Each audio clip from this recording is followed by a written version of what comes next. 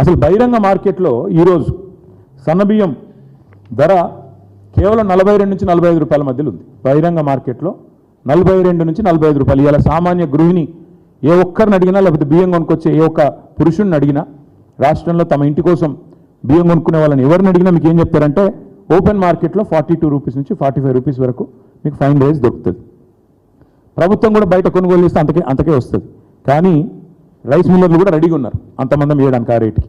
కానీ బహిరంగ మార్కెట్ను పక్కకు పెట్టి, బయట కొనుగోలు చేసే అవకాశం పక్కకు పెట్టి, మిల్లర్లు ఇవ్వడానికి ఉంటే కూడా రెడీగా ఉంటే దాన్ని పక్కకు పెట్టి టెండర్ పిలిచారు. మళ్ళీ అదే 4 సంస్థలు కొటేషన్లు కూడా ఎంత బాగా చేసుకున్నారంటే ప్లానింగు 57 రూపాయలు ఒక ఆయన, మిగతా ముగ్గురు కూడబలుకొని 56 రూపాయలు 90 పైసలు.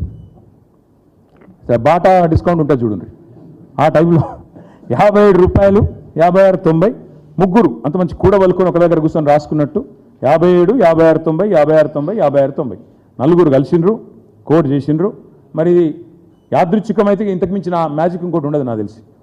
ఇంత యాదృచ్ఛికంగా 3 సంస్థలు కలబడ్డట్టు బయట మార్కెట్లో 42 రూపాయలకు దొరుకుతుంటే, 45 రూపాయలు దొరుకుతుంటే వాళ్ళు 50 కోట్ చేయొచ్చు, వాళ్ళు 48 కోట్ చేయొచ్చు, వాళ్ళు 47 కోట్ చేయొచ్చు. అట కాదు, ఒకరు 57, మిగతా ముగ్గురు 56 రూపాయల 90 పైసలు స్పష్టంగా కోట్ చేసి అల్టిమేట్గా ఏం చేసినారు, ఇందులో కిలోకు 15 రూపాయలు అదనం.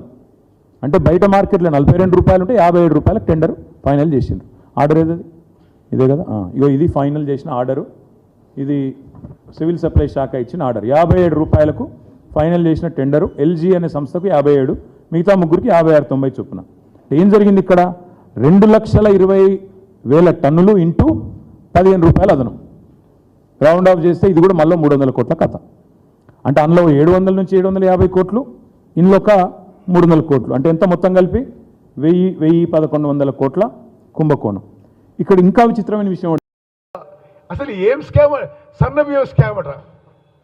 అసలు సన్నబియ్య స్కామ్, ఒక్క గింజ కొనలేదు, ఒక్క రూపాయి ఖర్చు పెట్టలేదు.